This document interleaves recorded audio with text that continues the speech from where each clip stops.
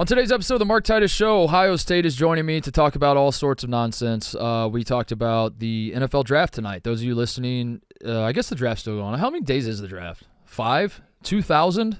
Is it 2,000? Is last year's draft still going on? The first round's just tonight, though. For those of you listening, it was last night. We talked about that a little bit. We talked a little NBA, playoffs. Tate is a Cavs fan. He's a Ohio guy. He's right there in his name.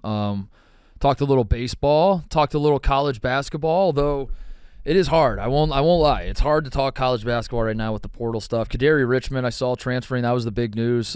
Shocking news, really. I mean, we shouldn't be shocked by these transfers anymore, and yet a guy like that entering the transfer portal. I think our friend Evan Miyakawa said it's the most talented transfer his algorithm has ever seen.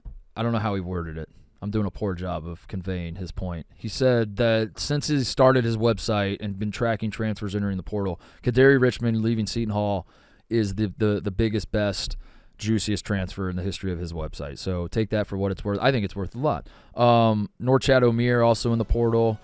I don't know. At this point, it's a lot easier to just talk about the guys that aren't in the portal. We probably, if we would have done that, we would have had a 5-minute podcast. So anyway, we touched on a lot of different things. Tate's the best. Love having him on the show, and we had a fun conversation, and I hope you enjoy it. All right, Tate is here.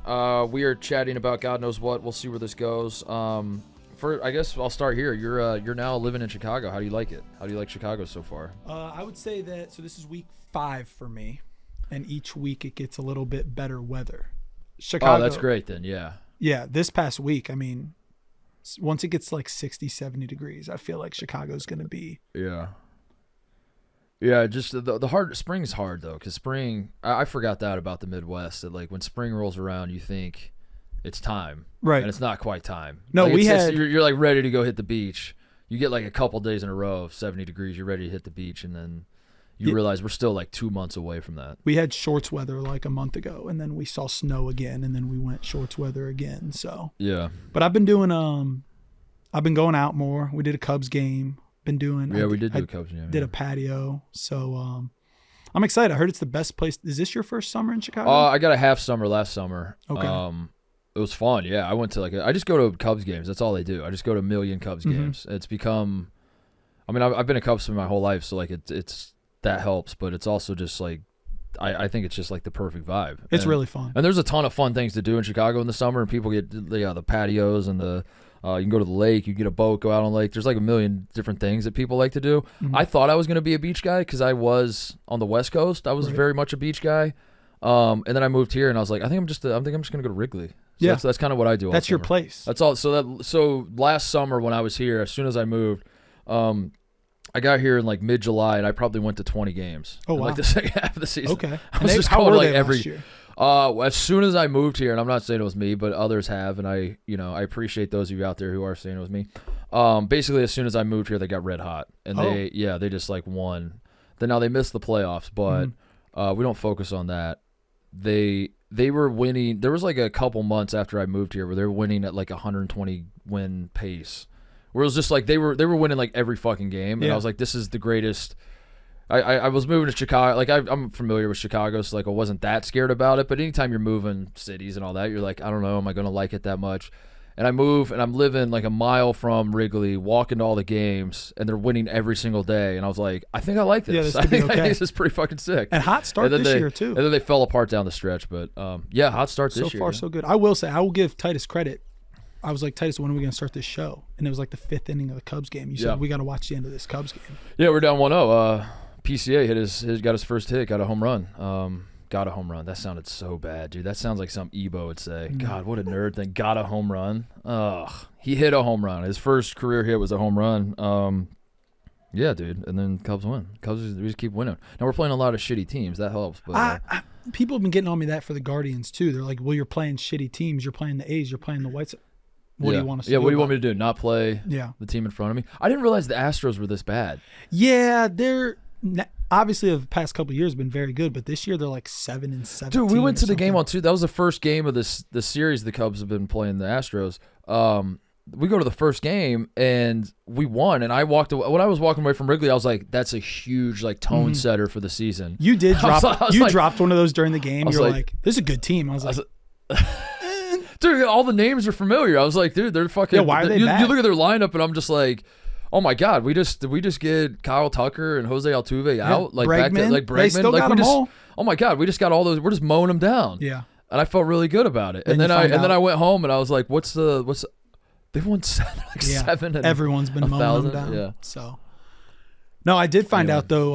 I didn't know this. That was my first time on the train the other day too. I have a train stop right outside my apartment that takes you right to Wrigley. Oh, you just live right on the red line. On the red. So I think I will that's also great, be dude. frequenting Wrigley this For year. what it's worth, the White Sox are on the red line too. I think. I'm pretty sure. Do they have a team this year? So when Cleveland comes to town Mm-hmm. to play the Oh, Sox, they are on the. That wasn't a joke. There. that's what I'm saying. Oh, that's You could- huge. If you want to go watch the Tribe, Yeah. hop on the red line, Guardians, go south. Guardians. The Guardian. Yeah, can you say that? I don't know. I tweeted Tribe today, and I got a couple like, dude, like name change, bro. Oh shit. So I think they're still a Tribe. Oh shit. I thought Tribe was okay. Yeah, that was my I don't vote know. for. That was my vote for the new name. Yeah, Tribe would But- have been cool. Mhm. Guardians, I didn't hate, but I'm starting to hate it. I don't know why. I Well- think like when they announced it, I was like, all you're doing is like changing a couple letters. Well, yeah, And it with makes- the jersey down the middle, they didn't even have to change. They didn't change the second They half. just changed into guard. The whole reason made sense, although I feel like it was a little bit of a stretch. Like we have a bridge with these statues, and I was like, I'm 31 I years mean, old. I'm I've sorry. never heard of the statues. I've grown up in Northeast Ohio my whole life.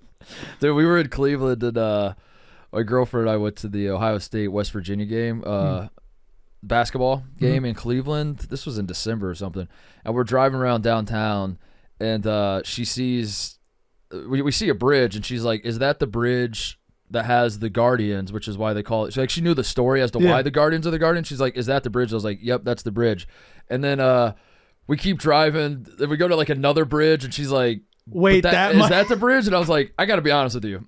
I don't fucking know the bridge. I was just pretending like I did." Yeah. It's a good story though. It's a good It's a story. great story. So they're playing well too, right? The MLB lead, 18 wins. no shit. Just beat the Red Sox for the second series time this year. We're done with the Red Sox. Beat them this afternoon. So we start a series tomorrow against the Braves, two best teams in baseball. Oh yeah, dude. The Braves are so good. Mm-hmm. The Braves have the Dodgers are weirdly not good. Or is Yeah, it weird? they're I don't like- know. No, they should be good. They should be, but like also maybe like I don't do enough. My problem with baseball, and I love it. I do love baseball, and I watch. I watch every second of the Cubs that I can. But the problem is I'm not like well versed enough to go down the roster, and I don't know. Like if you told me no, we expected this from the Dodgers actually because they're so top heavy, and the rest of their roster kind of sucks. I guess that would sort of make sense, but I didn't think that. I thought the Dodgers were supposed to win 120 games this year. Yeah, I would and they say kind of stink right now. with like payrolls like that, I just assume that every year you should be Yeah, in contention. Yeah. So I agree. Quick break to talk about DraftKings. The 82-game preseason is in the books, and it's finally time for the real season. Don't miss out on any of the NBA playoff action at DraftKings Sportsbook, an official sports betting partner of the NBA. From the play-in tournament through the finals, from every opening tip to every buzzer beater, DraftKings Sportsbook has you covered with same-game parlays, live betting, odds boost, and so much more.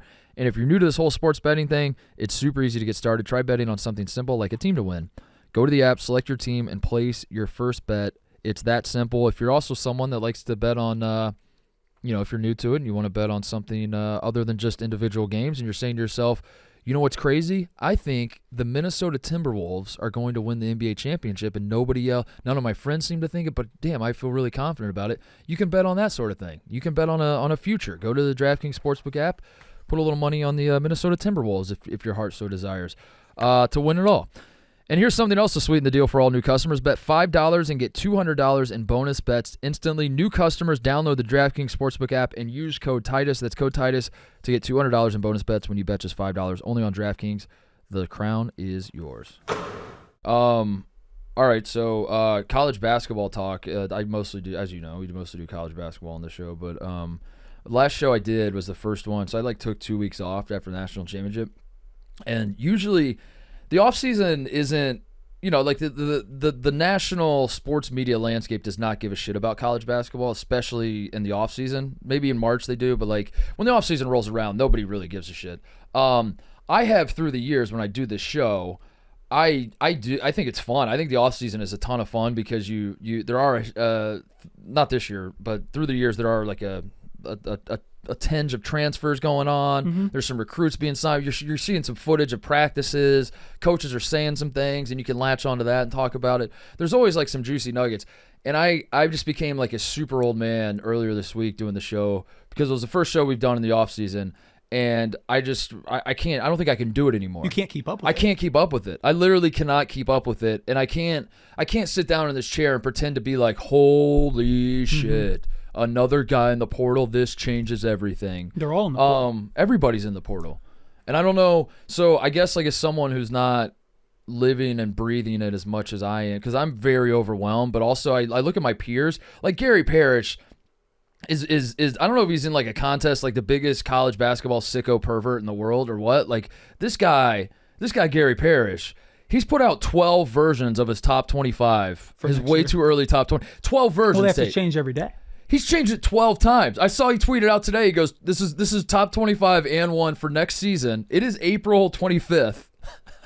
And he said, "This is the top 25 and 1 version 12.0." Oh my God. And I was like, Gary, God bless you, dude. God bless it. Like I wish I had that in me. I don't, and I'm just trying to be honest with the audience and everybody else that like I can't do that. So I feel like I'm a weirdo because all my peers are doing, like when I'm supposed to be like, me and Gary Parrish are supposed to be kind of doing the same sort of thing, and I'm like I'm not doing that. I can't do that. Right. So as someone who's not like really, do you think the portal is cool? And you're like, this kind of actually makes me care about college basketball in a way at a time that I don't think I would, but now all these guys are moving? Or are you like I am, where you're like, this is all too much, I can't keep up with it? I'm very much in on all the coaching changes. Like I feel like the debate of like, will Hurley go to Kentucky? How much money do they have to give him to do that? Okay, Mark Pope comes home and he has that cool entrance, and okay, and Enfield's leaving. All of that I think is cool. The day-to-day players moving, entering the portal, going there, leaving. I don't know if it was the CAA, had first team, second team, third team, all conference this year. There's 2 people on that are still in the conference. Yeah, Missouri Valley was the same way. So I saw a graphic, someone did the breakdown. It was like basically the same thing. Like all the best players in the Missouri Valley are gone. Coach of the year is gone. He moved to St. Louis.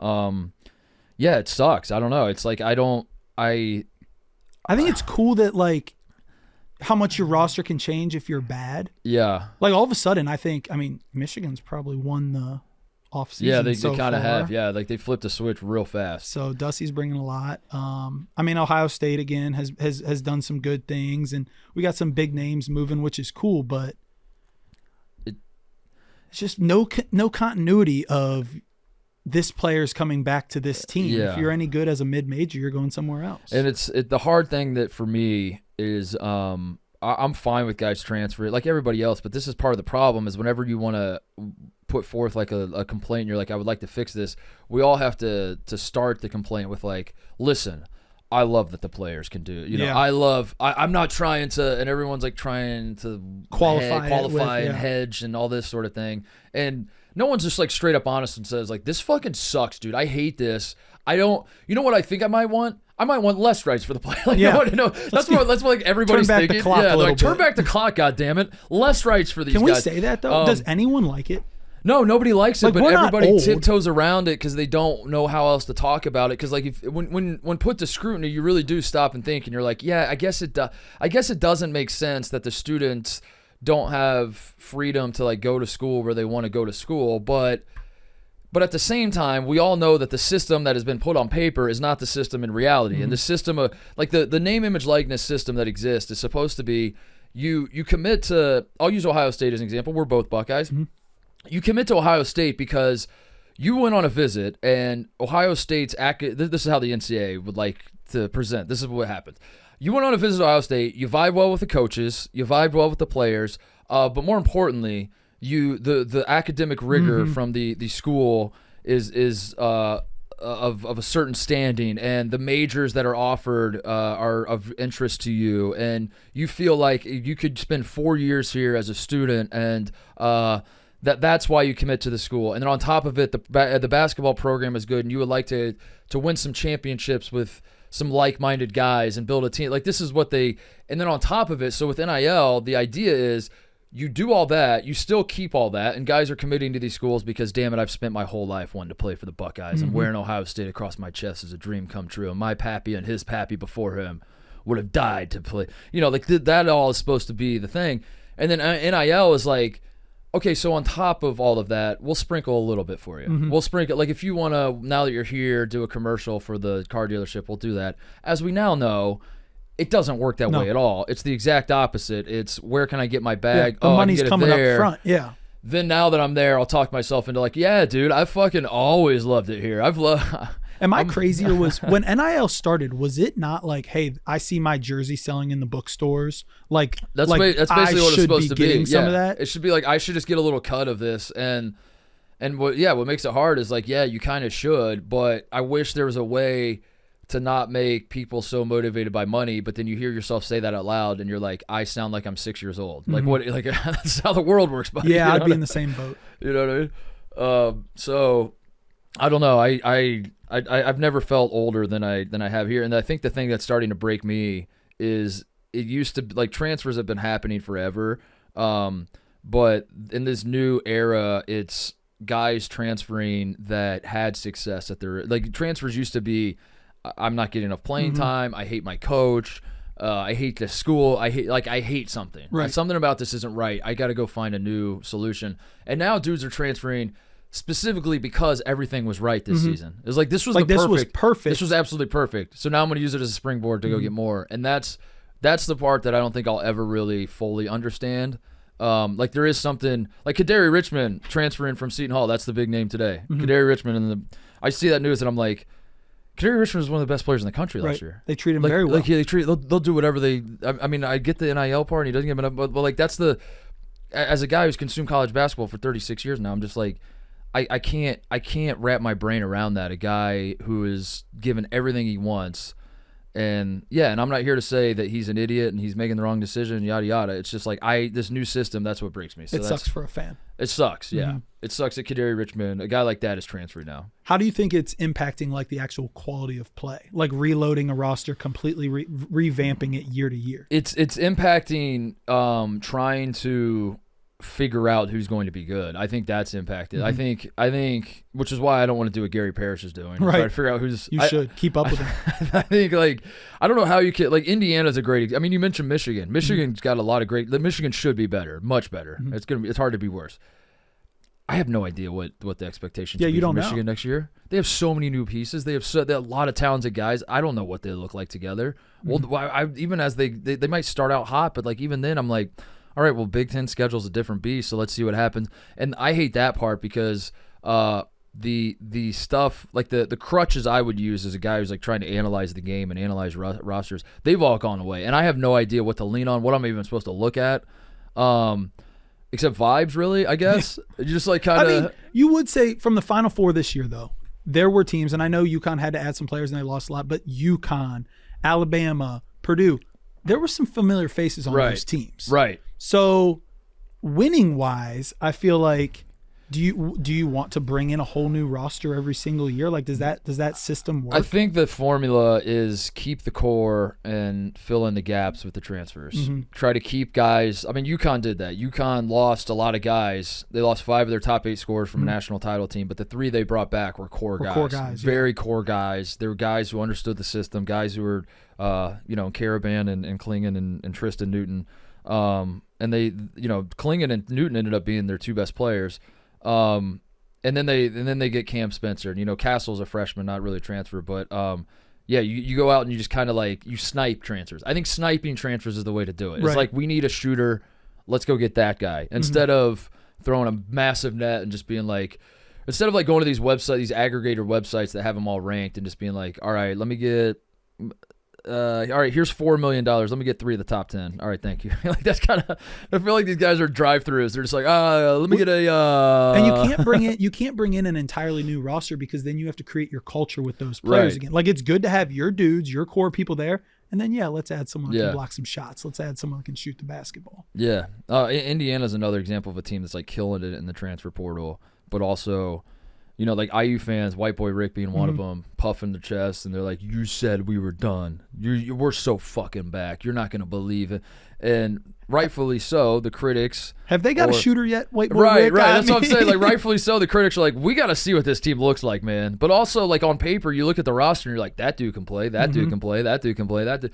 Like, so I don't blame him for being excited, but I do sort of want to pump the brakes a little bit. And I feel like that for every team. I feel like that for Kansas. They get A.J. Storr. Now all of a sudden it's like, we're running it back with Hunter Dickinson. We're running it back with DeJuan Harris. We're going to be so fucking good next year. I'm like, you kind of said that this year. Right. You kind of said that this year. So that's what I think that's what I hate most about the transfer portal, aside from just being like an old man yelling at the cloud, being like, this isn't the way it should be done. But I hate that going into the next year, there's so much uncertainty that you don't have like a juggernaut coming into it, or like these are the people that we're keeping. You have to wait until midway through the year to see who you have. Yeah, you're right. There's no that's a great point. We don't have that roster. Never mind roster turnover across the whole sport. I just want roster turnover amongst a couple teams at the top. Like Purdue kind of gave us that this year, and it was awesome. Purdue coming into this season, we were like, all right, well, this is basically the same team, and they made them really fun because on the one hand they were so dominant the year before. On the other hand, they did lose to the 16 seed, so it was like, how good really is Purdue? I don't know, but boy, all these faces are familiar for the most part, and that made them a fun team. But we don't really have that next year, do we? I think that's what I miss most in men's college basketball is just like the familiarity from year to year. This is who's coming back. We have a bunch of big names coming back next year. They're just going to be in new uniforms. Yeah, I don't know. I don't even know where some of these guys are going. I can't even keep up with like who's signing where. Like I literally think the first 2 weeks of the season, I'm just going to try to familiarize myself with what the rosters look like. Yeah, make like a study It's guide, crazy. like a fourth grade like quiz. It's so crazy. But yeah, I don't know. That's basically what college basketball offseason has become, which I really hate because it used to be like, what did John Calipari tweet? And then I could talk about that for 30 minutes. And now all of a sudden I'm like, Norchad Omier is transferring. Holy shit. This changes everything. But does it? Does it really change everything? Well, that was big news until another person announced 15 the minutes Kadary later. Richmond transfers. I'm like, never mind. It doesn't change everything. This changes everything. And then Kadary Richmond's going to go to like, I'm pulling a team out of my ass, but he's gonna commit to like Georgia Tech or something. Like, and then they're like, oh shit, this changes everything. And then put I'm him like, in version 13 of the rankings. Yeah, and then I'm like, does it? How good is Georgia Tech now? I don't know. Like, does that? And then I gotta go look up who transferred to Georgia Tech with him. Like, what the fuck is? I guess what I'm complaining about, Tate, and I think it's pretty transparent, is this is more work for me, and I don't want to work that hard. It's a damn shame. I don't want to work that hard. I like teams. I like having an idea of what the team's going to look like because I saw that last year, and I'm like, those guys suck. I know they suck. Run it back next year, and I'm going to say you suck all season, and it'll be easy. And now it's not. And now it's not as easy. The Mark Titus Show is brought to you by Visible. If you haven't heard of Visible, now you have. They're the wireless carrier that makes wireless visible. It's in the name. Switch to Visible, the wireless company that makes wireless visible. Get a one-line plan with unlimited 5G data powered by Verizon, just $25 a month. Taxes and fees included. One-line wireless, just $25 a month. Taxes and fees are included. Visible is the wireless company that makes wireless visible. No hidden fees. No, really. We mean that. No hidden fees whatsoever. Just $25 a month. Save on wireless with unlimited 5G data powered by Verizon. In times of traffic, your data may be temporarily slower than other traffic. 5G access required on a 5G-capable device in a 5G coverage area. Monthly rate on the Visible plan. Terms apply. See Visible.com. Switch now at Visible.com. NFL draft tonight. Yeah. You got your Browns hat on. Mm-hmm. Big night for us. Yeah. Do you have a pick? Well, our pick is Deshaun Watson, because he was our pick last year and the year before that, because we gave up 3 straight first rounders for a guy that plays about 6 games a season. Yeah, but he's awesome when he plays though, right? He's because he's Deshaun Watson. He's a guy who tore up the league when he first so he's surely like a guy who's like MVP caliber at least when he plays, right? And I think the good news is that we traded all those picks to the Texans, and it's not like they've done anything well with him. Deshaun Watson. Sometimes it's court ordered that he can't play. Sometimes it's doctor ordered. But no, we don't pick tonight. It is good though. I'll say this because we're here in Chicago. Seeing these Chicago people in this office in this city is the ultimate deja vu for how I lived my life the last 20 years. Yeah. Like, we're getting our guy. It's not if we're going to win a Super Bowl. It's how many are we going to win. So I said this to you before we were going to Wrigley, and I'm scared to say it publicly because I know there are a lot of people that are going to disagree and be like, "You're such a douchebag, Titus, for thinking that this is the reality." But That's how you feel. This is how I feel. This is how I feel. I told you because we've talked before. I think we talked about it last time you were on the show. Like when you move to a new city, you're not a fan of any of these teams, and yet something about like being in a city with, especially a great sports city like Chicago, you feel a pull to like maybe not be a fan, but at least all things being equal, you're going to cheer for the local teams, right? 100%. So we're going to Wrigley, and you're telling me like 2016 is that's a tough one to cheer for. He's like, I don't know if I can cheer for the Cubs. Like that stings, being a Cleveland fan. I was like, that's a fair. I'm not telling you you're wrong. But then I said to you, and I think this is true, especially after seeing all these Bears fans today. What makes the Cubs the most fun team in Chicago is that when the Cubs are good, and again, I hate that I'm saying this out loud because there are a lot of people that are just going to like take their headphones off and throw and be like, you Lions, you know, you're so wrong, dude. How can you see it that way? I think when the Cubs are good, there's definitely a sense of bravado. There's definitely a sense of like, this is, we're going to beat your ass, whatever. But it's not like, it's more of like good vibes. It's more of like, damn, dude, this is fucking sick that we're winning. Isn't this sick? Hey, but dude, isn't this sick? This is sick, right? This is sick. We're all having a good time. This is pretty sick. I think if the Bears get good and the Bears are Super Bowl good, all these same people that are just like at Wrigley in the summer and they're like, dude, that's 10 in a row for the Cubbies. Let's go to the bar and celebrate. All the Bears fans are just gonna be like, suck my fucking dick, yeah. dude. We're so much fucking better. Like they seem so much more aggressive. They seem so much more aggressive. I mean, they're already celebrating more pre-draft tonight, right? Than the Cubs, who are having a great season so far. The Cubs are having a great season. Play the song, wave the flag. It's like, dude, 8 Super Bowls minimum for this team. And maybe it's because we had the World Series. The Cubs had the World Series drought for 100+ years. So like I think maybe there's just like scars from that the fan base. And again, I know like Cardinals fans and White Sox fans are listening and they're like, what the fuck are you talking about, dude? Cubs fans are douchebags, and I'm just speaking from how I interpret it. I think there's like scars from that it feels like even when the Cubs are winning and playing well, there's a sense of like, we'll probably fuck it up. So let's just enjoy the ride, man. Like we'll probably, when the playoffs come, we're probably not going to win. So like, let's just have some fun at Wrigley this But if summer. the Bears win week 1 this year. Oh my God. Yeah. So having said all that, there is a part of me that's like, I thought when I moved here, I was going to lean into cheering for the Bears. I don't really have an NFL team. Justin Fields was the quarterback. He's not anymore, obviously. But him being a Buckeye kind of helped. And I was like, oh, you know what? I'm going to cheer for the Bears. I don't know. You don't get those vibes? I don't know. Like I'm going to have to see how they behave the first like 5 weeks. Like if they go 3-2 the first 5 weeks, are they happy, or are they, because like already Big Cat's like kind of like suck my dick, everybody. We're winning the Super Bowl. And I heard them say today, it was like, hey, what does Williams have to do to make him successful? And Big Cat's answer was at least 2 Super Bowls. And he was all seriousness. Yeah, of course.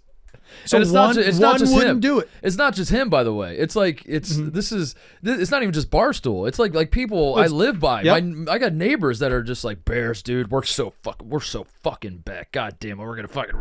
And it's like an anger to it. It's like, got the fucking Packers. We're gonna fucking.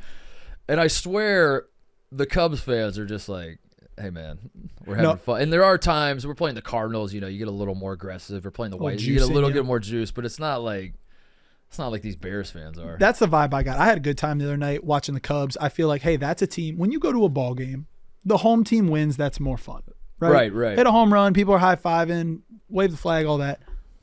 I'm not sure I'm a Bears fan. I'm not sure that makes Chicago more fun. Can I say this? What if they're not good? What if Caleb Williams stinks? What if I will put it out there that I am not rooting against Caleb Williams, but should Caleb Williams not be good, I will have a smile on my face. We'll put it that way.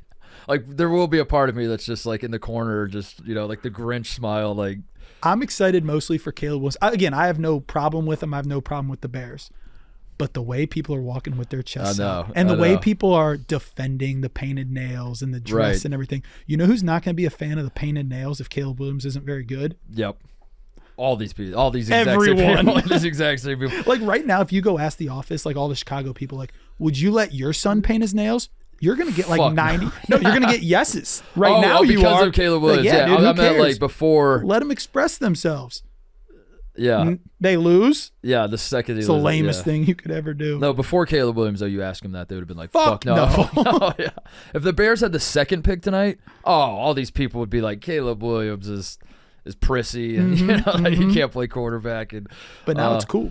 No, he's cool. I will enjoy watching. It's just, unearned hubris. I think if you're a neutral party, you, of course, are cheering for that to go back in someone's face. I mean, that's why it's the same attitude I have towards Philly fans in general. Like the Philly, like the Sixers, like when the Philly fans we work with are every baseball postseason. It's like red eye, like Connor Griffin, chief among them, who sits right over there for mostly sports. It's like Red October, dude. It's Philly's time, and then they don't win the World Series. I was like, of course they didn't win the World Series. Right. Like that's what That's makes you what think they do. that's what Yeah. they do. They won it one time, and you think that like this is gonna happen every year.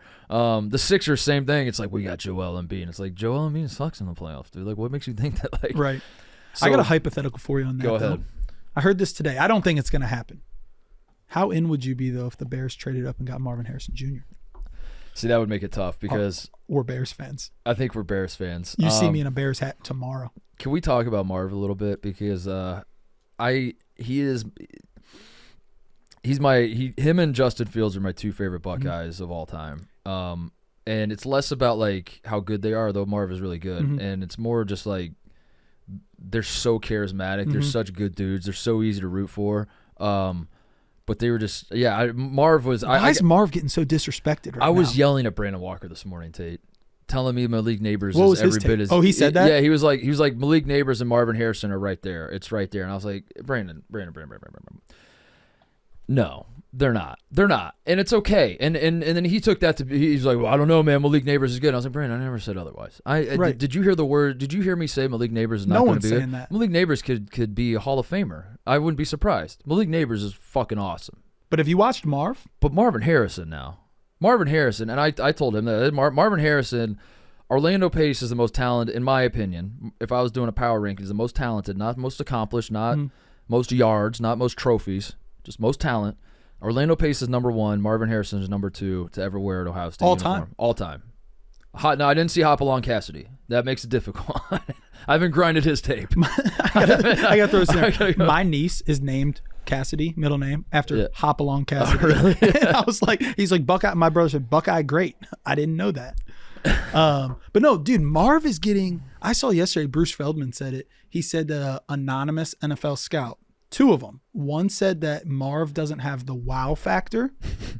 That's all he has. Did you watch? What else does football? he have? And 2 was that Marv doesn't have the dog in him. All right. We should Was that anonymous scout like Stephen Che or something? Like who was Liam Blutman Liam said. Blutman saying this? What are we talking about? I don't know. But what has he put out on tape? That's fine. Malik Neighbors is good. But do you guys remember last year when it was like every week our jaws were dropping? It's like, hey, he just had 3 touchdowns. We can't move the football. Let's throw it to Marv and have him save the day. And I think that's the best thing going for whoever drafts Marv is he has proven evidence of showing that he can make really bad quarterbacks. I think you're onto something. I think he's probably going to go. I got to be careful because we're putting this out after the draft already happened, but he's probably going to go 4, right? I think he's going 4 to the Cardinals. Cardinals 4. Can he make Kyler look good? Yeah. I think I got to become a Cardinals fan then. I think Marvin Harrison is going to do that to me. He was so special. He was so. I'm gonna be like Vince McMahon talking here. I kind of like you making a prediction. Marvin though. Harrison, man, God, he was so good. We should make some predictions for the draft and then look really smart if they hit. Oh yeah, but like not even like tonight's draft, but like 5 years from now. Like we're making predictions for the draft that's 5 years from now. No, like who do you think is going to be the best quarterback coming out of this draft? Get some game tape out there of you saying this. So then Well, I tried this with Wembanyama when he was coming out of the draft. Because part of being a talking head is you just kind of have to think about these things and you have to find value. I looked at it like betting. It was like, all right, if every single person that's talking about Victor Wembanyama says this guy's going to change the game forever, maybe there's some value in being the guy that's like, I think he sucks. Get that on tape. Yeah. So I tried. And Tate, Victor Wembanyama's Yeah, really fucking he's good. pretty fucking good. So now I have tape out there of me being like, this guy's overrated. This guy's not going to stay healthy. That's a tough look. He's a skinny little bitch. He's French. Show me French guys that I just feel like when you that are see, tough in the like this could be your Hall of Fame moment. I just feel like there's so much tape out there. It's like, hey, Mark Titus predicted this 7 years ago, and he hit the nail on the head. I'll do. I think. All right, put this on tape. I think there will only be one wide receiver taken in the first round who's a disappointment. Wow. Only one. Wow, And I that's think bold. we all know who it is. And I think everyone listening knows exactly who I'm talking about, so I don't need to say his name. We all know who it is. But, yeah, there will only be one. I think every other wide receiver taken in the first round is borderline Hall of Fame career. Borderline. Like, it gets a little dicey, you know. It depends on how much team success you have. It depends on some of that stuff factors in. But I think there's only going to be one. You take all the first-round wide receivers, only one of them is going to be a disappointment. And we know who it is. Yeah, no doubt. That was well said. And I don't need to say it because Clip this one for me. Actually, clip both of these for me. Drake May is going to be the best quarterback to come out of this class. Okay, now clip this one. No, you got to expand on it. Well, no, you don't. No, you don't. Jaden Daniels is going to be the best quarterback to come out of this draft. Let me get one more. J.J. McCarthy. Nah, I can't even say you that. can't say that, He's going yeah. to get someone fired. Yeah. Do you think as people are listening to this, J.J. McCarthy's been drafted yet? People Do are you think people listening on Friday morning, J.J.? Because Ooh, it feels he like better be. It feels like J.J.'s either going third or falling to like the 5th round. Is he going to the draft? Does anyone know? Is he Cody? Cody, check on that. Cody, check on that. Because I would Cody, love to see like Cody, he had go to ahead. leave the green room. Whenever you're ready, Cody. Cody, we're looking at you. J.J. McCarthy among those who didn't go to Detroit. Oh, Did not. He knows. He kind of knows that, yeah. Because he could slide. Because if you're, this one's a hard one for me because he's a Michigan guy, obviously, and we are Buckeyes, so it's just gonna sound like we're bitter little bitches about. Take that about out of Michigan. it. Take that but out I of it. am taking it out of it to say like the Penn State game thing is something you just kind of can't unsee. I can't unsee, and people that know way more about football than me think he's gonna be awesome, and they're probably going to be right. But I'm just like, if you're telling me this is like the number 3 pick in the draft. He's that good. He's a quarterback who's going to be the number 3 pick in the draft. Mm-hmm. And you spend an entire second half on the road in a close game that you need to win. It's a must-win game to keep your every dream you have for this season alive. Win the Big Ten championship, to win a national, all of it. You have to win this game. This is not in any way, shape, or form like a anything can happen game, which none of them are in college football. But especially you had to win this game. Mm-hmm. And they completely take the ball out of his hands. Didn't give it to him. I'm just trying to think of like the basketball equivalent of a guy who's like a top, like if, I guess Reed Shepherd might be that, I guess, at Kentucky. Like there were times where maybe Kentucky didn't, and he might go top 5 or something, but that's still not even the same. Like the idea of like a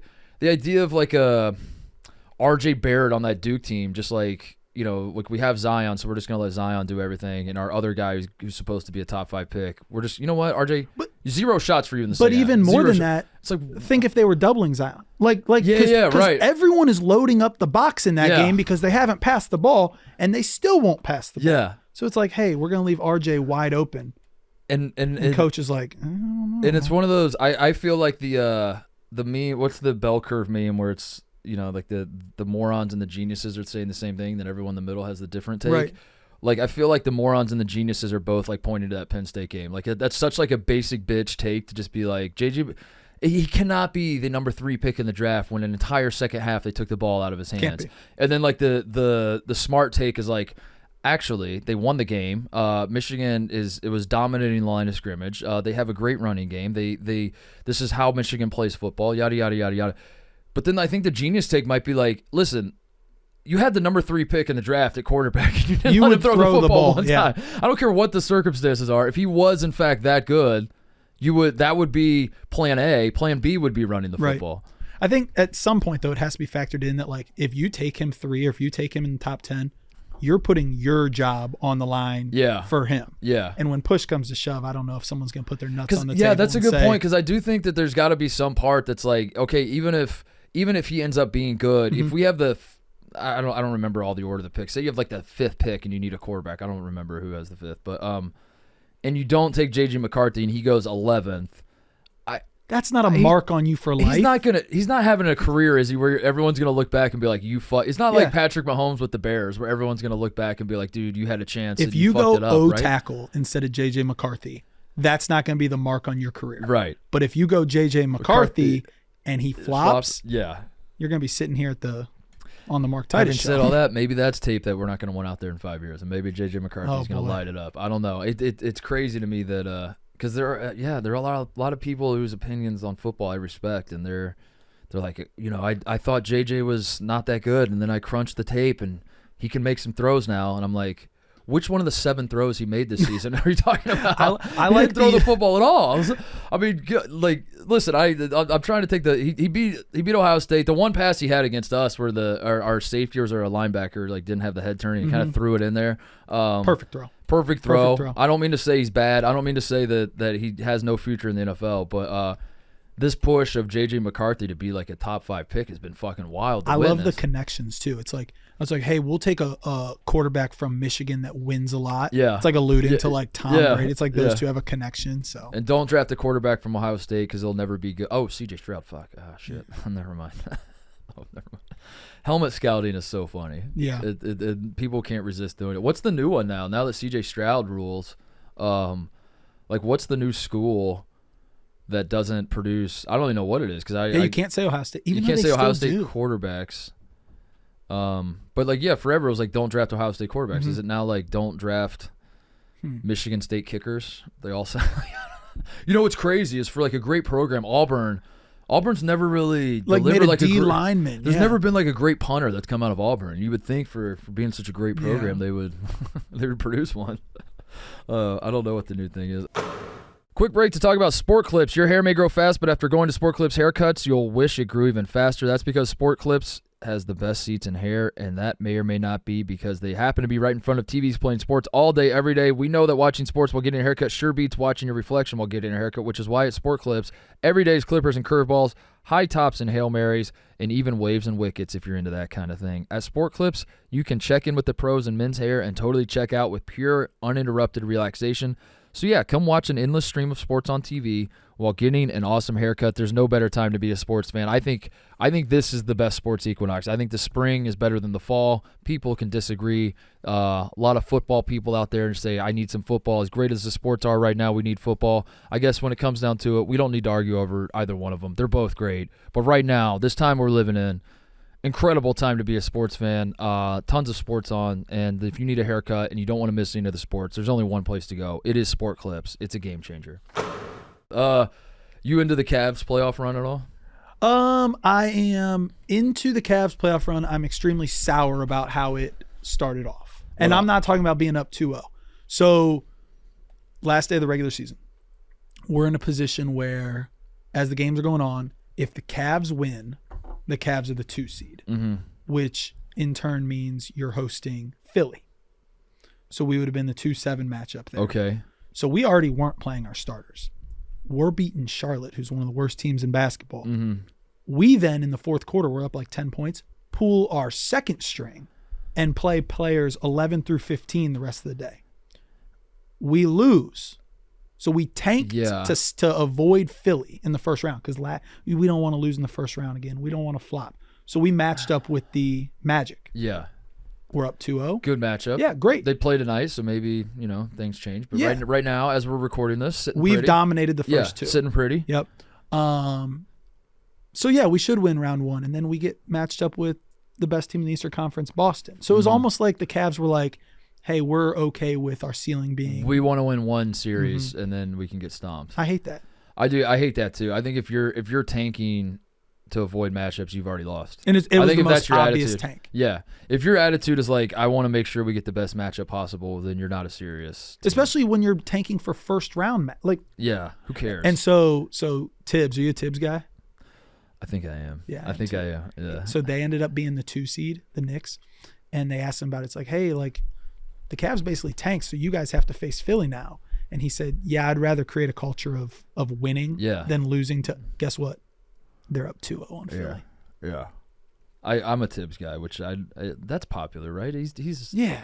I think there's some critics that are just like he he plays guys too many minutes and pushes guys too hard and, wears their bodies down and all that sort of thing. I'm like, I thought we were playing basketball, boys. Yeah. I thought this was professional.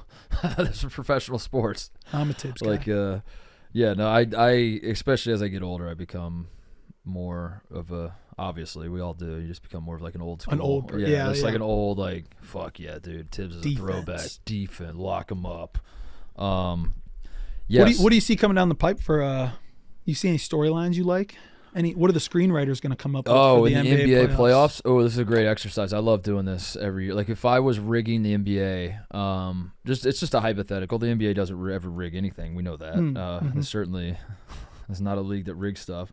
If I was to rig the NBA, how would I do it?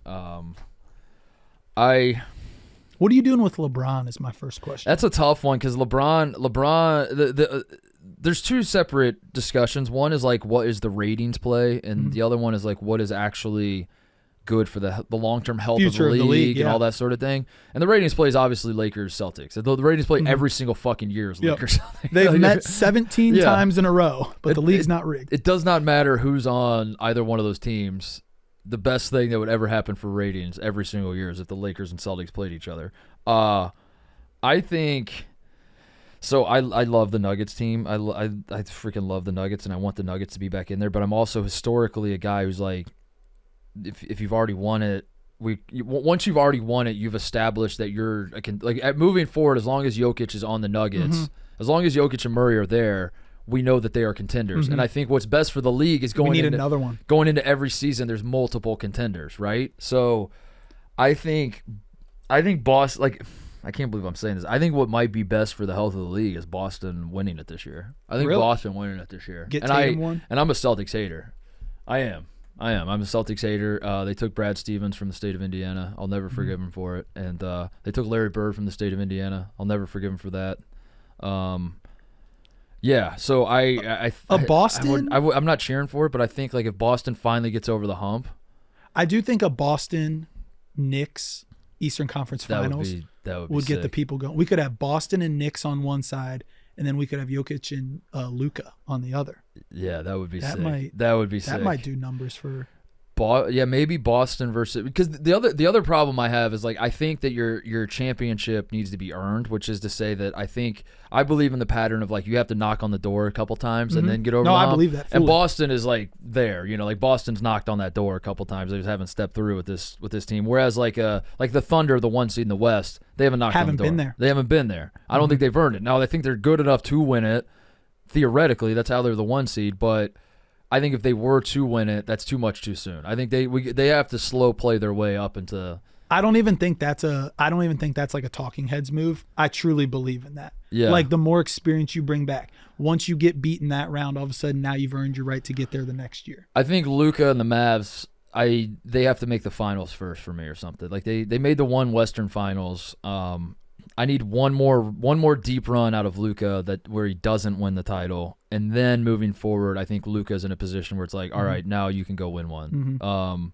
But yeah, as far as like as far as teams that are there but haven't won, it's in the East. It's Boston. I mean, the Bucks won one recently. It just feels like it's Boston. I guess it could kind of be the Heat, but if it's not the Heat, no way. It can't be the Heat. Wouldn't that be something? Though? That would be crazy. Is Jimmy out for all the playoffs? They said they're talking round by round, so it's like, hey, he's out for round one. Yeah, that would be something. If they beat the Celtics again, without Jimmy, I guess the Heat would have to be. I guess whoever would, if the Heat were to like go on to win an NBA championship somehow, some way, that would be cool. That would be cool as fuck. That would be insane. That would be insane. What about They're not going to, right? No. But we said that last year. They almost kind of did. It's way different this year too, though. Yeah, it is. Like it's like Jimmy's. But then again, they won last night. I know. In Boston. Well, I mean, no way. There's no way, because Boston is so much better than them. There's no. It is crazy how Heat Eric culture Spo- though. It Heat is culture. crazy. It is crazy how Spo keeps doing this, and it's crazy to me, as I'm sure you remember when LeBron went there. Spoelstra was, as is always the case with every LeBron team, Spoelstra was like the scapegoat when they didn't win the first year, and like I remember there being questions about whether Pat Riley should fire Eric Spoelstra and because he can't He can't manage it. Yeah, and install himself as head coach. Yeah, like that was what people there were saying. They're like, was. Spoelstra can't manage this. You know who can manage the egos is Pat Riley. The only person who can do it. And the thought was, and then Spoelstra wins 2, and it's like, all right, well, the only reason he won those is because he had so much talent. Mm-hmm. But then now, like the whole script with Miami's been flipped, where it's like he does not have the talent. Like, not to say that these guys aren't good players, but it's like what he's winning with. The last year he's winning with Max Strus Right. and Duncan It's almost Robinson like- and Gabe Vincent, and like all these dudes, Caleb Martin, and they're all good. But it's like, holy shit, dude, Spoel is like a fucking wizard. Maybe that's Coach Cal's problem. Maybe we got to take all the talent away from him and really make him coach. Yeah. How would Arkansas be without any top? Make him learn how to coach. Yeah. Because Spoelstra learned how to win, and he got the little taste of winning, and then he, But that is crazy to me. Is Heat culture is so. Every time Heat culture gets brought up, I want to roll my eyes. I want to say it's corny. I want to say like that can't exist. You're operating in a league where guys switch teams. Everybody has different backgrounds. You're drafting like Jaime Jaquez is now on the team. He wasn't involved with Heat culture. What the fuck? Like all this is just. It's bullshit. Proof's in the pudding, though. But then the proof's in the pudding. Last night was big happened. for Heat culture. Last night it happens, and I'm like, They might have been there like- might be Heat culture. What about on the other side? Our script writers might be dropping the ball here. Are we going to get LeBron and KD swept in the first round? I know. Is dude, this that a would be changing crazy. of the guard moment? I think it. I think it is. First of all, so Denver and the Lakers play tonight. The Lakers have to win, but we've said that about 10 straight games with the Lakers and the Nuggets. The fact that the Lakers lost game 2 was staggering. They were up by 20. They were playing a near perfect game. Shit down their leg, and Denver just does not go. It's a cliche, whatever. It is actually fact with those guys. Like, they do not go away. There's no margin that they can be down where they won't just like chip away at it. But yeah, Denver to me is like way better than the Lakers. And it's not even necessarily at the top. It's like the rest of the roster and the way they play together. And the Lakers are, they have LeBron, they have AD, and then they have some other dudes. But that's like how you talk about the Lakers. Denver's a great team. Yeah. Denver is 100%. 5 dudes on the floor Play playing good basketball. great together. Yep. Yeah. And I think that's the biggest difference is like LeBron and AD are just like they keep putting their head down, like knocking into this wall over and over and over, and they're chipping away at it. And they are great, and they're both like individually insanely good basketball players. But then Denver just makes it look so easy on the other end, and it's It's not I don't like- know if that's sustainable for the league. I don't know how they're going to get out of that hole. There was a time period in the NBA, and it's still there. Like, Jokic is a star. Let's not act like he's not a mega star here. But it was like all taken over by like, hey, you got to have a big 2. You got to have a big 3. You got to bring all these superstars. Yeah. together. Dude, the Nuggets just play good basketball. They play great You know basketball. what I mean? Yeah. So- Jokic, you're a Jokic guy, I assume. I see a little bit of myself in Jokic, if you know what I mean. It's like I see. I think you can say that. I watched the. I Oh, watched, I watched our the, games don't translate in the slightest, but it's. You can put a Jokic poster on your wall and say that could be me one day. Oh, I you see know what I you're mean? saying, yeah. This is funny. You're just like, yeah, the best player in the world. I see myself. No. When I watch Shohei Ohtani play baseball, I think to myself, it's kind of plays like I play. Like just kind of the way he's just like fucking mashing home runs and can do everything. That's kind of how I played back No, then, that's you know? not. Speaking of though, we got someone that might be carrying the Oh torch. no, I know it's a big night. What for do you us. think? It's a big night for it's a big night for the white boys. For the Caucasian, yeah, you can say it. Cornerback to dancing be around it. drafted. A white cornerback might be drafted tonight. And then what is he supposed to go? Top 20? He's supposed to go first round, right? Stephen Shea, I saw his mock draft has him going to the Tampa Bay Bucks. His team. At 25 25 or something, I don't know. 25. Yeah, he's like 24 over under or something like that. But I don't know. I just feel like this is a big night for the future of white defensive backs. Yeah. He's like, It is huge because it's been – how long has it been? Jason Sehorn was the last was a starting long time ago. cornerback, last white guy to be a that's gotta starting be cornerback. 15, 20 years ago. 15 years ago. That feels like, like 20 Cody? Cody, you had to see that coming. Cody, I was trying to like draw it out for you to he doesn't like Jokes pressure. over He doesn't here. like My pressure. gosh. He doesn't like. What about the guy from the Chiefs? Who's the guy from the Chiefs? Patrick Mahomes? No, the white guy. Oh, the bad Travis dude, Kelce. He plays tight end. No, not him. All right, continue. Oh no, Cody doesn't like pressure. It's the Cody, dude that knocked out the Browns player. Jason Sehorn. yeah, Jason 96 Yeah, What was his last year in the league? 2002. Whoa, That was a long time ago. 22 years ago. And now I feel so old, by the way. I remember Jason Sehorn very well. Yeah. But now we got another been crack 20. at it. Yeah, my fear though is there's too much pressure on this kid. Mm-hmm. Cooper DeJean, is that how you say? DeJean. DeJean. Too much pressure. People were saying that, like in all honesty. Because if this doesn't work out, we're done. Yeah. Like white people will never be drafted to do anything other than kick and play quarterback. He's like and maybe tight end. He's like the Jackie and maybe Robinson. offensive line. Okay, so maybe we're not as ostracized as I thought. But just we just got our quarterback. spots. We got our spots. spots. Yeah, he's the Jackie. He's the Jackie Robinson of defensive backs. Like if he can do it, they'll give us all a chance. Yeah, dude, come on. Yeah, we were talking about mostly sports this morning. That you got two Coopers that are in a position with Cooper Flag too, trying to be the number one pick. It's been how long since a white guy from America been number one pick? Who was the last guy? Bill Walton? Is that true? I don't know. I'm trying to think off the top of my head. This feels like something I should know. So it wasn't. What do you Google for that? Last white American? What you got, Cody? Kent Benson. Oh, Kim Benson, yeah. KB. Yeah. Kim Benson got punched in the face by Kareem Abdul-Jabbar. That's a fun clip. Kim Benson was on the Undefeated Hoosiers. That's right.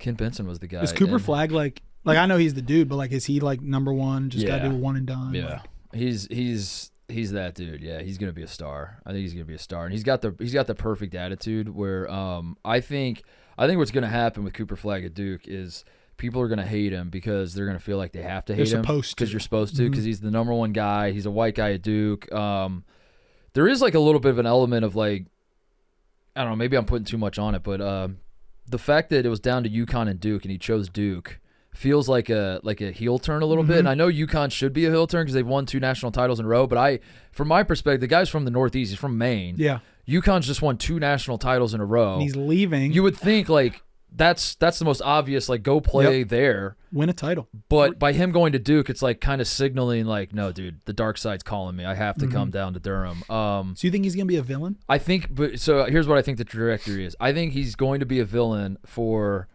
a month or two.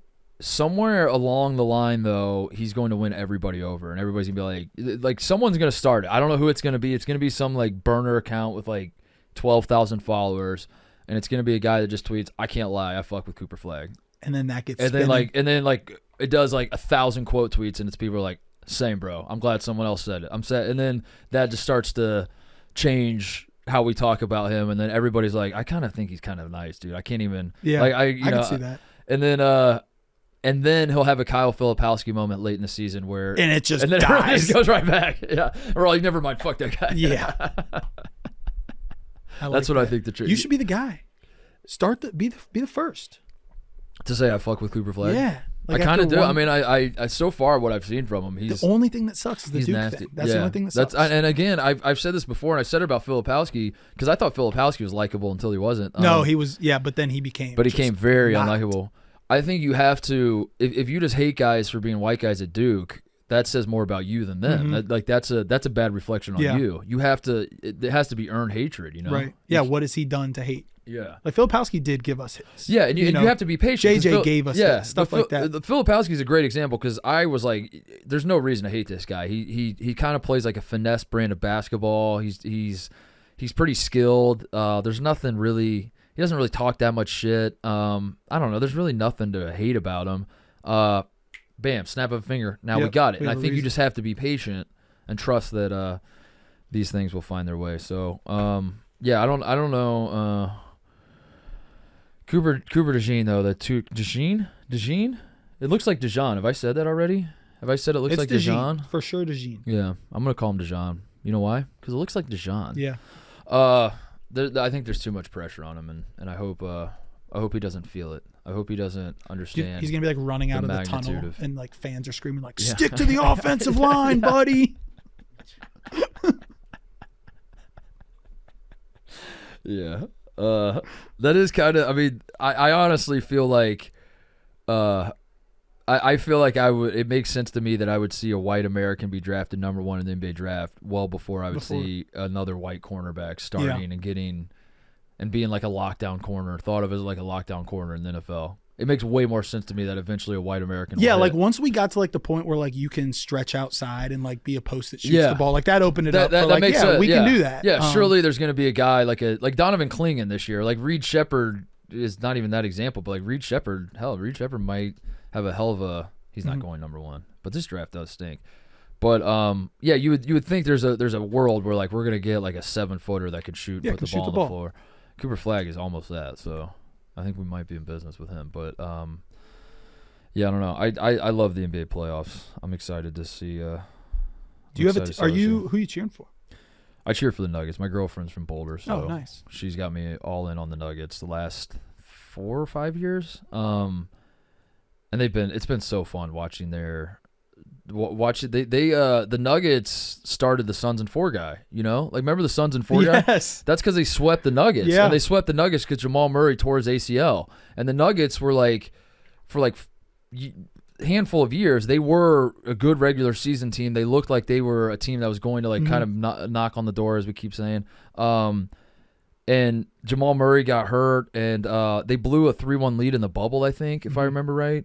And it just felt like they were never really going to get over the hump. And then they finally got over the hump, and it was just like the coolest thing ever. And now like they're in a position where they're the favorites. I think the Celtics might actually be the favorites on DraftKings, but that's more because the Celtics are coming out of the East. The East instead of the West. Yeah. But yeah, and I've just fallen in love with Jokic and how they play, and Jamal Murray elevating his game, and a guy like Aaron Gordon who. Aaron Gordon and Michael Porter, the things that I thought about those guys when they were in college, not necessarily their skill level, but like how they approached the game and carried themselves. And now the players that they have become are like polar opposites, and that's cool to watch. Right, Aaron Gordon's a good example of that. Yeah, it's Did cool. not like the guy. Yeah, no, dude, no. And Michael Porter, the one thing I remember about Michael Porter's college career, he was on the bench one time in a game. I think he might have been hurt though, so maybe this isn't that big of a deal. But I remember a clip of him pointing out to his teammate. And you can see him mouthing. He goes, "There's a baddie right there," and he's pointing. And that clip like goes viral. I remember that from his year at Missouri. He was hurt for most of that year though. Yeah. But I just like thought like Michael Porter was like kind of a fuck boy, and Aaron Gordon was just. He wanted to be like on the Magic. It felt like he wanted to be the man, and they were just kind of. I was like, dude, you're never going to be like the best player on a serious NBA team. Right. But they found their spot. But they go to Denver, and both of them are like locked in, and they know their roles, and so they're very fun to watch. So other than the Cavs, who do you like watching? I'll be honest. I do like Tibbs. I said that. I like Spo too. I'm a coach guy. I'm a big coach guy. Like I hate to say this, like talking college basketball, like, dude, Danny Hurley's awesome. He's awesome. Coaches that are good and tough nose and everything, I'm a big fan of. And especially once you get to the pros, like remember when Urban Meyer couldn't do what Urban Meyer did in the pros? Like people always talk about that. Yeah, yeah. The fact that Tibbs and Spo are able to like go be a little tougher on pros, I think that's impressive. Yeah. So, it is. That would be the hardest part of like John Beilein tried that when he went to the Cavs. I saw John Beilein. Dude, he crashed and burned so fast. I saw him the next morning in Cleveland after he got fired. I was walking around. He was like going to get McDonald's. That breaks my heart, dude. He was. Hey, speaking of, I never hated Michigan basketball because John Beilein. I was like, dude, he's awesome. Yeah. Like I can't. He was just bad. But then he went to the NBA. If you haven't heard of Visible, now you have. They're the wireless carrier that's making wireless visible. It's in the name. Switch to Visible, the wireless company that makes wireless visible. Get a one-line plan with unlimited 5G data powered by Verizon, just $25 a month. Taxes and fees are included. One-line wireless, just $25 a month. Taxes and fees included. Visible is the wireless company that makes wireless visible. No hidden fees. And we mean that. No, really, we do. Save on wireless with unlimited 5G data powered by Verizon. In times of traffic, your data may be temporarily slower than other traffic. 5G access required on a 5G-capable device in a 5G coverage area. Monthly rate on the Visible plan. Terms apply. See Visible.com. Switch now at Visible.com. Speaking of seeing coaches out in the wild, did you share your news of who you saw at the Cubs game? We didn't talk about this. Matt Painter was at the Cubs game, sitting in one section. Well, I don't know. I couldn't really see him. One over, but then he was like, dude, I thought it was him. I was trying to squint. He was so high up there. Nosebleeds. Cheap dude. Seats. Nosebleeds. He's by Cody's seat. Yeah, he was up by Cody. You probably had a good view of him, Cody. No, I didn't even see him. I don't think he was actually there. I will say, Titus, you spotted him. You sniped him. You're Yeah. like, that's Matt Painter. I know Matt Painter. I can tell by his gait. Mm-hmm. I can just picture. You can show me Matt Painter from any angle, and I can identify it's Matt Painter. That would have been a good. That picture would have Any been angle. good. I sure got a picture with him. Reconciling like with Purdue fans, like. Yeah, I don't know. Where do you stand with Purdue fans heading into next year? We got some making up to do. This year was bad. This was a really bad year for my relationship with Purdue fans. But you took Purdue. I took Purdue. Yeah, I said in the offseason, heading into the season, Purdue's going to the Final Four and not going to win the national championship, and that's exactly what happened. That's exactly what happened. I said Zach Edey's going to be dominant. He was the national player. Like we're coming into the season. It's easy to forget now. Coming into last season, Michigan State was like the trendy pick in the Big Ten. Like Purdue was bringing everyone back, but they lost to a 16 seed. They're not going to be, oh, dude, I can't pick that team. They fucking blew it against Fairleigh Dickinson. Meanwhile, Michigan State is they got this great recruiting class. They brought a lot of guys back. So Michigan State was very highly thought of, and I was telling everybody, I was like, erroneous. It's going to be Purdue, and it's going to be Purdue because Purdue is built for that. It's built for a long season of dominance, and they're going to be awesome. So I don't know. I feel like there's nothing I look back on and I was like, fuck, dude, I was so wrong on Purdue. Because like every time I would criticize Edey, I wasn't even really criticizing him. I was saying you were criticizing their style. He doesn't have a bag, him. and it's kind of boring to watch. And like that's not even. I still stand by that. Yeah. And then when he finally, for the first time in his career, did an up and under against Klingon, I was like, whoa. Oh, he changed the narrative. That was a good farewell game. The Joe Rogan picture, I was like, what the? I was like, holy shit. Did Zach Edey have a counter move? Yeah, Did he have a that was a legacy game for Edey. So, yeah, it was, I don't know. But then also, I'm trying to be level-headed about it because I was born into this shit, dude. I was born into the Purdue. My mother's, the Purdue legend and all that. So I was born around Purdue fans, and I grew up around them and all that. I've been in the trenches for a while, Tate. It wasn't just about this year. So like when people are chirping at me on the internet, I know it's not representative of the entire Purdue fan base, and there are a lot of smart Purdue fans, but it got hard because I would log on to twitter.com and I would just see a flood of mentions that are like, if you don't think this man is a cross between Shaquille O'Neal and Hakeem Olajuwon, you're a fucking moron. You don't know ball, yeah. You should be fired on the spot. And I was like, I'm going to go crazy. I'm like, dude, because whether I've liked Purdue or not liked Purdue, and there have been some Purdue teams I've loved watching. There have been some other Purdue teams where I'm like, these guys are overrated bums. But no matter what my standing is with Purdue basketball, I've always respected the hell out of the program, and I've always thought the fans were like really smart and no ball, and like I've always had like immense respect for them. And this year was tough because like when the way they were talking about Zach Edey, I was like, you got to calm down, dude. You must calm down. Right. This is crazy. Would you accept an apology from Purdue Nation? That's a great question. I think I would. If they apologize to you, would you accept? I think I would. I think I'd have to. And because that's the thing is like I don't want to be a fighter, and I would be the bigger man. I'd be a man of honor, and I would accept their apology for sure. I would accept their apology, and the next time that they're in the mix, yeah, just jump in there with them. I'll jump in there with them. I'll back them up. Yeah, that's a good idea. Yeah, and I will. There will be a moment. I think Purdue basketball next year, for what it's worth, I think they're going to be a ton of fun. I think everything I said about them this year being boring and not fun to watch is going to be the opposite next year. And I think the offense they're going to run is going to be so fun. It's going to be so fluid. They're going to have so many athletes. Like, did you see the Cam Heide dunk? Mm-hmm. Like, that guy's going to get so many more minutes next year, and he's a fucking Hearing freak. You talk about this, there's something there. Well, because the reason I'm fired up about it is because Purdue, their team is like basically all dudes from Indiana, and it's like I ride for guys from Indiana. I believe in that. So they're the Boilermakers. Yeah. Your name's Mark.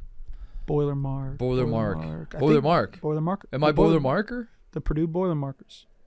Print the shirts. I'm Boiler Mark. I think I might just go Boiler that. Mark next year. I think I might just go all in. I did, by the way, yesterday. Boiler Mark is a good one. Boiler Mark. You show up on the first day of the season next year. Yesterday was the Purdue Day of Giving, and I did make my annual donation to Purdue. They do, wow. I don't know if you're aware of this, Tate. They do, Purdue, the university has a day every year where they say, give us money.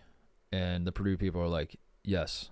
And they just give money. I remember this because DJ Bird is a guy who played at Purdue a few years ago, a little while back. What is this going to, by the way? Is this? Not really sure. Yeah. So I'm in West Lafayette. I know DJ personally, and I was texting with. I was like, hey man, I'm in town. Like, let's meet up, whatever. And he's like, I think he was on staff, and he's like, you should come by Mackey. I'll give you a tour, whatever. So I'm walking around campus, and he's like going through the new football facility, and he's like, yeah, we raised like $80 million, whatever the number was. He's like, we raised all this money on the Purdue Day of Giving, and that's what went to the Purdue. That's what built this. And then I was like, what? Go back. The what now? And he's like, yeah, the Purdue Day of Giving. I was like, what is the Purdue Day of Giving? And he goes, yeah, it's just a day where we say, give us money. Yeah. And then everybody does. Go knock around on every. I was like, that's the most insane shit I've ever heard. And you joined in. And so I thought, I got to get in on this next year. And so I've started a tradition of giving money in honor of my mother, because there's like a little tab that's like, would you like to make this in honor of or in memory of? And I give the money, and then you can like allocate where it goes. And I pick the women's basketball program. So I give money every year to the women's basketball program in honor of my mother. And then I put like a little note in there. I say, retire number 35, put it in the rafters. And that's what I do every year. And that's what happened yesterday. I don't know. I found that crazy. And then I guess there are other schools that do it. So maybe it's not that crazy. But just they don't even like try to dress it up in any way. There's not like Ohio State's like calling like businessmen and like stuff like that. And they're just like going around door to door in Purdue. No, they don't even go door to door. They just say everyone donate say, today. Today is the day. Give us money. It's like a cultish sort of. That's what it stood out to me. I was like, it's not like Penn State does. It's like a GoFundMe. I'm trying to think of the Penn State. Connor got really excited about it, like the dance thing, like the thon. It's called thon. Like, because there are schools that do massive fundraisers, but there's like some sort of other element where it's like we're doing like this event that will then. Yeah, they do no work for this. Nothing. It's like, today's the day of giving. If you really love the Boilermakers, God damn it, give us money. And then every Purdue fan's like, yeah. I mean, I guess I have to. So if the women's team wins it all, do you get a ring? For how many times you've been? I think I should. A donor? I've been a booster for years and years now. The Mark Titus Show is sponsored by Topspin 2K. Experience the entire world of tennis in a game. The authenticity of pros from Serena and Federer to Alcaraz and Osaka, all 4 Grand Slams, a deep My Career and My Player experience, and the top brands in tennis, apparel, and equipment. The most accessible and fun sport is, in fact, tennis. Easy to pick up and play with basic controllers, but offering deep gameplay mechanics for the hardcore player. The McEnroe VO'd Topspin Academy provides a tutorial for players of all experience levels. Topspin 2K is also a truly social sports experience, local and online multiplayer offerings, including the World Tour and 2K Tour, with ranked and unranked matchmaking, leaderboards, and daily, weekly, and monthly challenges. Also, you can personalize your My Player, create a My Player tailored to your play style, and define your look on the court with a wide range of customization options. You can fine-tune your attributes and even earn new coaches, fittings, and gear from Adidas, Head, Lacoste, New Balance, Nike, Wilson, and more. Pick up the deluxe and Grand Slam edition of Topspin 2K today. Topspin 2K. This was fun, Tate. We got to do this more often, dude. For sure. We got to do this more often. All right. Is there anything else, Cody? Is there anything else we missed? I like going to Cody. Cody's You did say. I love Cody, but he's like he's gonna take this the wrong way because he takes everything I say the wrong way. But he does not want starters minutes right now in terms of like on the microphone. Cody? It's not true. I got some notes. He doesn't want to start. I swing it to him, and he's like, I don't need the ball. Don't forget, before the show started, you said, Cody, like it's dead time. For I got my whatever. If I point at you, you have to have a topic. What you got? Topic. Give us. We kind of ran through a lot of the stuff I had. I was gonna say we can kick it to you for your pitching series, or we could talk Film Fest that drops tomorrow. All right, Cody, promo for that. I take back Cody not wanting the ball. I got notes for everything. What's funny, and I like Cody. Cody's impressed me. You suck at pool. Jesus, I like you Cody. too. All right, Cody is running the pitching series that he just talked about. So that he was like, hey, if you want to talk about it's you know what else series. is interesting? You know what else is my interesting? new project. You know, that's funny you bring that up, Tate, because guess who's on my team for the film festival?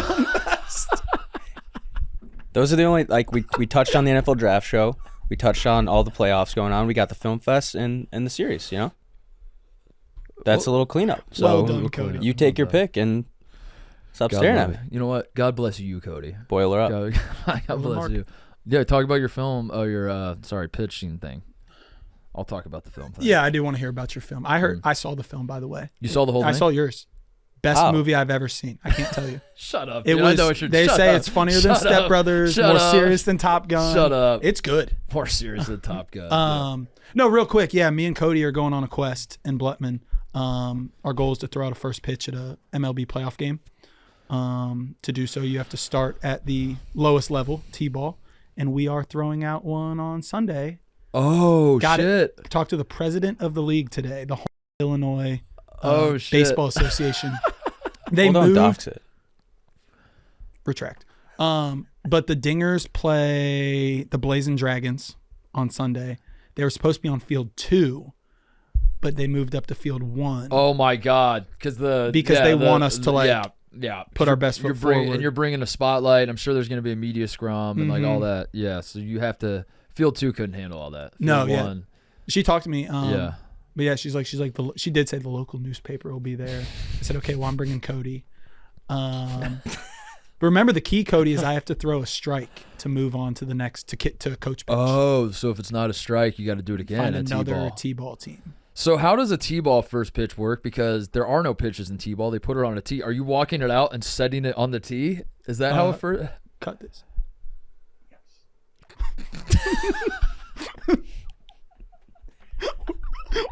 We practiced it today.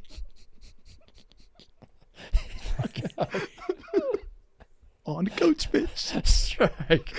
Just get a bad ump, calls a ball. I would love enough to call a ball. You put it, or it falls down. You set it on there and it wobbles off. I would get ejected. Oh, that's awesome. Talk about your film, because I would love to. It is the best film ever made. All jokes aside, you guys are going wire to wire right now. Is from the beginning, people said this is going to be good. Yeah. And then after the initial reviews and the trailers, they're saying it's still good. So if you don't know what we're talking about, the Barstool, we're doing a film festival where we were given 48 hours to put together a movie. Every movie had a bunch of different stipulations based, like, we did a draft. You drafted a genre. You drafted like a Barstool meme that had to be incorporated into the script somehow. A scene, a trope from movies. And you were the captain. You did. I the was draft. our team's captain. Yeah. I did the draft. And so that made it interesting because, like, as all these teams were putting together their movies, they had to incorporate all of these things. And how are you going to put all these puzzle pieces together? All that. So when I found out who our team was, because I wasn't here for the team draft, the actual, I was here for the element draft, but not for the people that would be on my team. Cast. Yeah. And when I saw who I was assigned, it wasn't like I thought these guys stink. It was more of like, I don't know a lot of these guys. I've never Tommy Smokes is on my team, and I've seen him in some of the out of order skits that they do, and I knew he's funny and he could act a little bit, but I wasn't really sure what I was working with. I'll be honest with you, Titus. After the cast draft, you guys were not on the tip of everyone's That's what tongue. I thought too. I was like, I like a lot of the guys on my team that I do know. I don't even know some of the guys because some of them are in New York, and everyone was telling me about Pavs, who was our director, and I had never met Pavs. So there's just a lot of uncertainty, and I wasn't sure I was going to go. We had the best group ever. I mean, we had zero drama. All the creative juices were flowing. I had so much fun working with everybody in our group, and I thought like everybody brought something to the table. It was an absolute delight. And then as we were putting the movie together, I was like, dude, we might have something here. And then I didn't want to get ahead of myself. I think I want to get ahead of myself today. We watched the movie yesterday. So you're gonna, or we watched it today. We watched it before we recorded. I was trying to, Are you gonna Babe Ruth this? You're calling your shot. Point the bat out there. Tomorrow's the awards. So there are people trying to gas me up because I was the team captain. I did not want to star in this movie. In fact, I got back from vacation. I come back from a flight from Turks and Caicos. I'm like the most relaxed guy you've ever seen. I show up to do mostly sports, and TJ goes, you have to basically do this. We have 48 hours to make a film, and you just basically have to be at the office for the next 48 straight hours making this movie. I was like, what the fuck, dude? Welcome what did home.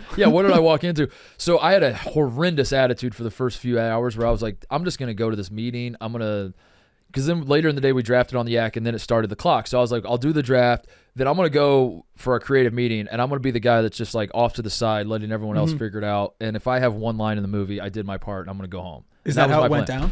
Exact opposite. They're like, Titus, you are going to start, because we did a I can talk about it a little bit. We did a detective type movie, and they decided that me and the Wonton Don I mean, we looked the part of detective Yeah. the most. That's a good cast for you right there for that role. So then I became the star of the movie. It wasn't me saying I didn't Billy football this where I was like, let me be quarterback of this Uganda football team. It was that I'm coaching. It was I wanted the opposite. I was like, I kind of want to just mail it in and but go if the home. shoe fits, But if the shoe fits, You I guess know? I'll lean into it. So then I was in like basically every second of this thing, and then now people are trying to gas me, and I think they're fucking with me like you were, where you're saying this movie is the best. There are people that are like, damn, dude, you're gonna win the best. I don't necessarily think all that's gonna happen. So none of my confidence is like I killed it. My confidence is Pavs killed it. Basically, our director killed it. we over me. You We think over you're- me, dude. The whole team was awesome. I think our movie's awesome, and we are going to win Best Picture. I'm very confident about All that. jokes aside, and I have been telling everyone who will listen how good your guys' video is, because my only plan is to oversell so you guys underdeliver. I haven't seen it, but I will say there was drama on a lot of on the other teams, Yeah. and the only thing coming out of your guys' camp right now is like that was fun, Yeah. that was good. Ours is going to be Ours good. is good, yeah. Even Cody's over there a little. Am I wrong, Cody?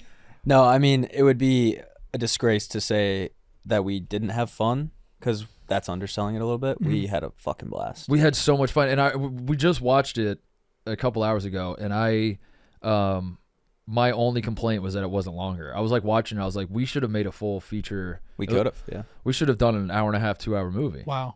Not that I was just like, we had so much fun, and I think there's more meat on the bone. I think we could have done that. If you would have given our group a month, we would have easily put a 2 hour movie out. Yeah, put it in the box. We had office. so much fun doing it.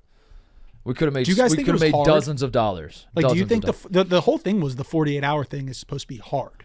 Right. Did you, like I will say this, we thought it was difficult. We had to make a horror film for ours. A horror? I I would love to star in one horror. of those. Am I right? I heard you are. Is that a little? Anyways, no, I thought it was difficult, but it sounds like everything coming out your guys is like. Yeah. I don't know if you're right. juicing the media or stocking the pond, but everything No, seems I mean positive. I'm typically. I don't think I'm really that cocky of a person in general. Like there are rare instances where like even we did the Chili's 3 for me thing. I was like a little nervous I'd fuck this up. I wasn't like the guy that was like I'm gonna smoke all of you. Who's your MVP? So I don't ever really get that confident. But like I watched it, and it's not me. It was like Pavs. It was just like Pavs is so Pavs. fucking good. Yeah, Okay. our director is so good. Yeah. That I watched it, I was like, if one of these movies is better than ours, then we as a company need to stop doing Yeah. what we're doing Fuck and this focus comedy on shit. just make movies. Cody, what was your role on? Because you were on the team. What was your role? I was doing the behind the scenes Viva Nice coverage. How did he do, Titus? Oh, he did great. He did great at Good. Yeah. just Thanks. filming everything. Yeah. And Appreciate it. I don't know. Are you putting the So we video each- out tomorrow? Yeah, it'll be out tomorrow. We each edited our respective parts, but there were 22 hours of footage. Yeah. Trying to get that into like a 30-minute There's 22 hours of For footage. just cohesive video wow. is crazy. But we got a lot of yeah, it we're done. on the right side of the table with some of these things. Titus. Yeah, no. It's like, that's fuck. a lot of footage to go through. Yeah, I didn't think it was that hard at all. But also, Pavs is the one that was really grinding. He's the one that stayed up and wrote everything and edited it all. So he would be the guy to ask as to how hard it was. But I don't know. I felt like our brainstorming went smoothly. I felt like we got the script knocked out easily. The shooting went pretty easily. We never did more than like 3 takes on any one scene. One take. This Titus. One take Titus. That's what they call me. That's it only what they took me- called you? It only takes me 2 OTT. takes. Remember the beginning of this show when we talked about like being wrong on the draft and then our clips out there? Yeah. It'd be a damn shame if you guys Fuck don't you, win. dude. What Fuck a you. I'll Fuck you. I guess we'll never know. Damn. That's cold. damn. I was gonna say Damn, that's cold. That was cold. I like that, Cody. Clip that. If we Clip fucking that. lose We're gonna tomorrow. clip. No, if we lose tomorrow, I'm not talking shit on the other movies because I haven't seen them right. yet. You're just so confident. I in your just team. I just think ours was good. I think even if we lose tomorrow, I think everyone's going to be like, "Damn, that was still good." Like we're going to be So it won't be Titus's team lost it. It'd be the other team won. the other team won. Yeah. Yeah. I think they'd be like that. Like I said, if there's another movie that's better than ours, we as a company should stop doing what we're doing and make this sort of shit as full time because Pavs knocked it out of the park. Yeah. He was awesome. So, all right, Tate, this was fun. Thanks for doing it, man. Thanks for having me. That's the show. We'll see you guys next week.